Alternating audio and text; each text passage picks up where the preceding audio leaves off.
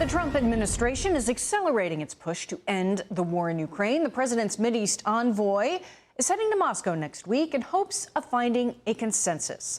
But former NATO Ambassador Kurt Volker is not optimistic.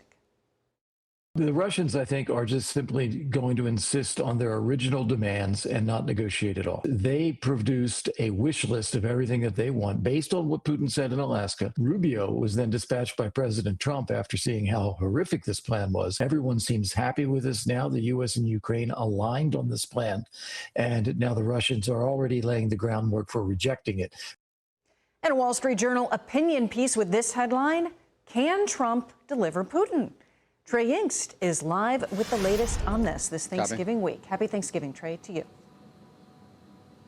Yeah, Molly, happy Thanksgiving and good morning. With peace talks underway, we do know the Trump administration hopes to end the Russia-Ukraine war by the end of the year. President Trump confirming that his special envoy, Steve Witkoff, is headed to Moscow next week, where he'll meet with Russian President Vladimir Putin. The high-stakes talks come after working groups gathered early this week in the UAE to hammer out the details of an agreement.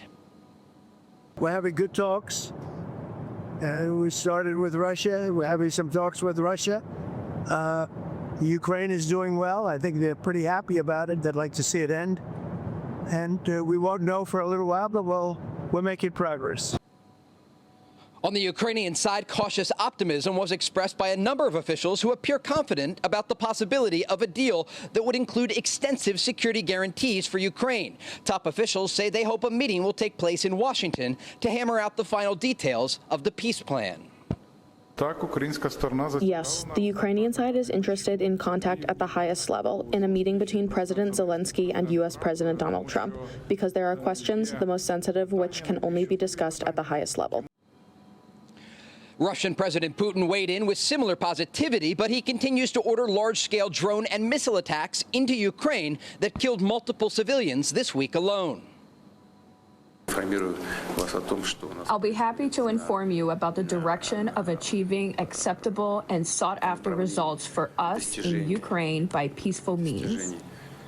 I know you are keeping track of it, and you are always concerned about it. You are one of the people who strives for this conflict to be over. We do expect more developments in these negotiations over the weekend as Washington hopes they can move the ball forward and get this deal finalized. Molly? Trey Yingst watching every moment for us. Thank you. Mike? Molly, retired Navy captain and former Pentagon official Brent Sadler joins me now. Brent, welcome. Good morning. Thanks for having me on. From the New York Times, quote, analysts said that Russia could use its stockpile to devastate Ukraine's already battered electrical infrastructure. It could whittle away Ukraine's dwindling supply of air defense missiles and make areas like Kyiv vulnerable. It could also wield the threat of missile or drone attacks on other European nations, analysts said. It sounds like Army Secretary Dan Driscoll used that threat as a way of enticing Ukraine to accept a deal. What about that? Well, I think this should be expected. I mean, again, the targeting of Ukraine's energy grid is a tried and true tactic of the Russians to try to apply pressure and widespread suffering on the Ukrainian people to try to agree to their terms. So it'd be no different now as we're trying to get close to the conclusion of what could be a successful ceasefire. But what's clear, the threats that Russia's making, the new part of this is threats to NATO countries. I'm not sure I agree with that assessment. The risks are still far too high for Russia to widen the war at this stage. But again, the threat is being made to try to pressure the United States and Ukraine to accept Russian terms. And what's needed is more pressure to compel Putin that this is perhaps the best deal that he's going to get. Are you convinced Vladimir Putin wants a peace deal, or is he just playing games? I think he's posturing to get a better deal or to achieve what he can't get through force of arms, easier through a negotiated solution. And again, what's most important for the United States is that this would be a lasting peace, which means a defensible border or line of control when the two forces stop firing at each other and they pull back about 20 kilometers on either side of that effective front line or line of control. President Trump is calling out Nicolas Maduro of Venezuela amid heightened tensions between the U.S. and Venezuela with a military buildup in the region. Are you convinced Nicolas Maduro's days as leader of Venezuela are numbered one way or another?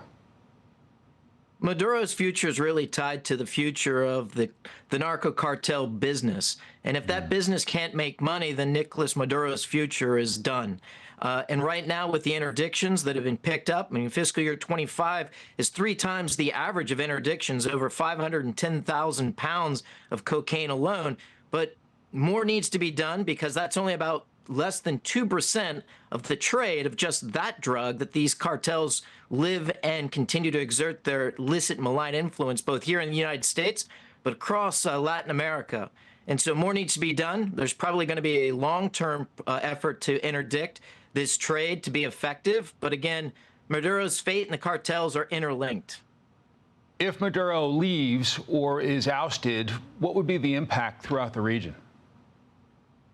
Well, I think it would be a significant hit to the cartels because they've enjoyed nation-state protections, you know, issuing of passports, security, military protections inside Venezuela for far too long. And they'd lose that, which would mean they'd have to adjust their foundation of their business. It doesn't mean that the world is free of these narco cartels, but it does make it, or at least opens up a potential to accelerate their demise.